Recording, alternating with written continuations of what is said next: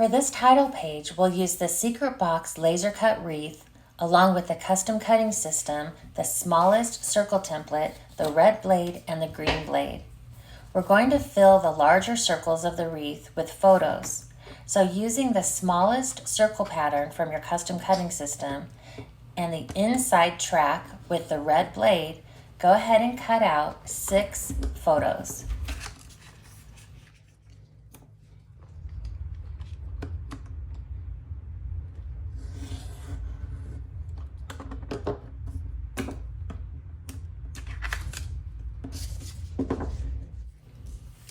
The laser cut wreath has 2 different sides, so you choose which color you want.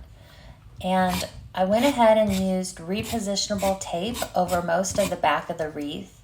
But then going back, you want to use some regular tape runner on some of the thicker spots, and that will help it adhere to your page much better than just the repositionable tape.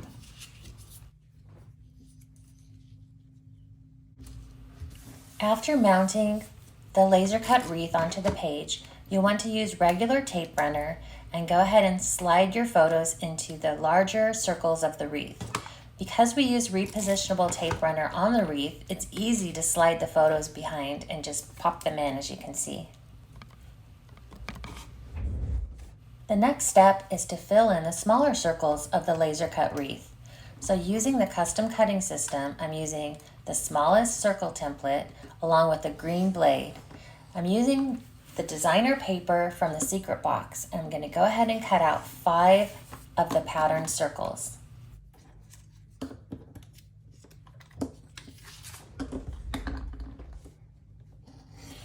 I'm going to do the same cut with the small circle template and the green blade. This time I'm going to do 4 circles of the shimmer cardstock.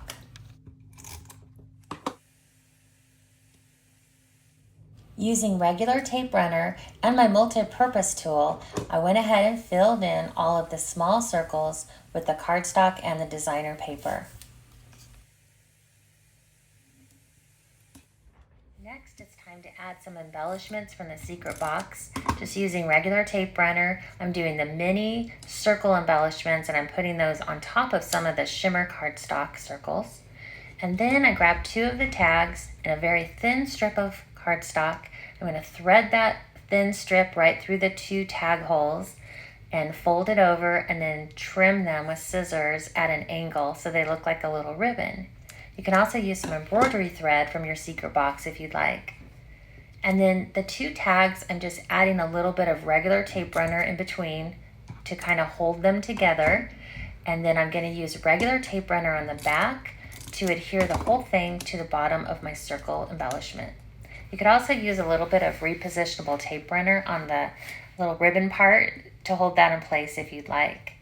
And then next, with some foam squares, I'm using one of the little sentiment tags, and I'm putting it on there.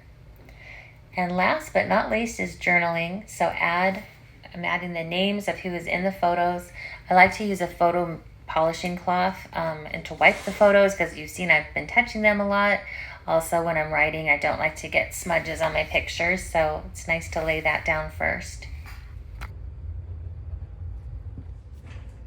I decided to add some of the gold foiled hearts to the 2 remaining shimmer circles. And then last, I'm going to add a little title that's going to go all the way around the embellishment circle, Adventures and Family Memories of 2021. I hope you enjoyed this idea and you have fun making a title page.